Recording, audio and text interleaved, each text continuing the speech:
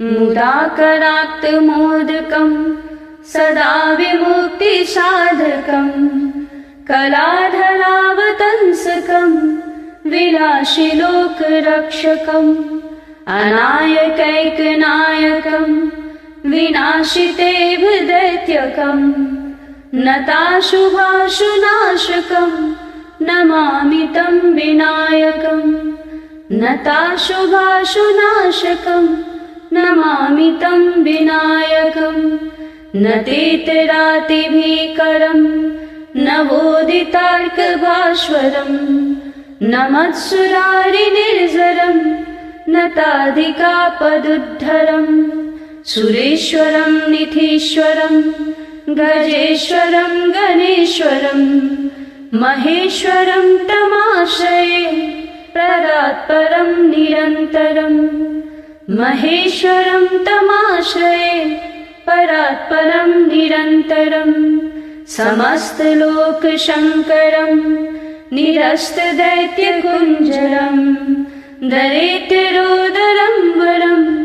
वरेव वक्त्रमक्षरं कृपाकरं क्षमाकरं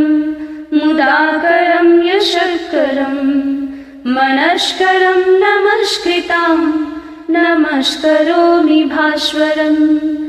मनस्करं नमस्कृतां नमस्करोमि भास्वरम्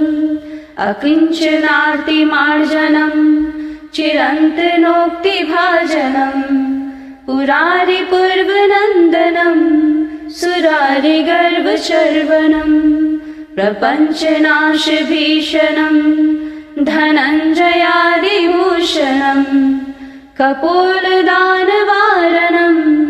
भजे पुराणवारणं कपोलदानवारणं भजे पुराणवारणं नितान्तकान्तिदन्त कान्तिमन्तकान्तिकात्मजं नितान्तकान्तिदन्त कान्तिमन्तकान्तिकात्मजम् अचिन्त्यरूपमन्तहीनं मन्तरायकृन्तनं हृदन्तरे निरन्तरं वसन्तमेव योगिनां तमेकदन्तमेव तं विचिन्तयामि सन्ततं तमेकदन्तमेव तं विचिन्तयामि सन्ततं महागणेश पञ्चरत्न मादरेण यो नमः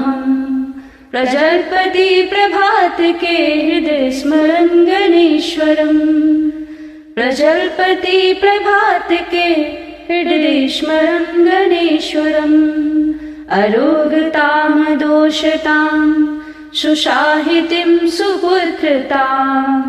समाहितायुरष्टभूतिमभ्युपेति शोचिरात् समाहितायुरष्टभूतिमभ्युपेति शोचिरात्।